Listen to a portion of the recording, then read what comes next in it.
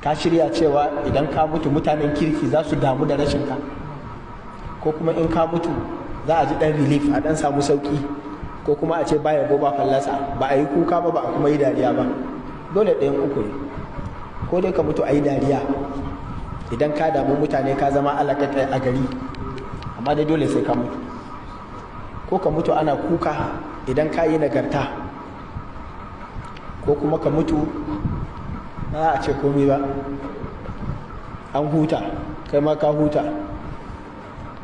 ba ka yi wata nagarta da aka sani ba, kuma ba ka yi tsiya da aka sani ba, ka tsaya haka kawai. Kai za ka zaɓa wa kanka irin mutuwar da za ka yi. Ku kula da rayuwar nan matasa, kowa ya zama a kullum yana shirye da zai iya tafiya,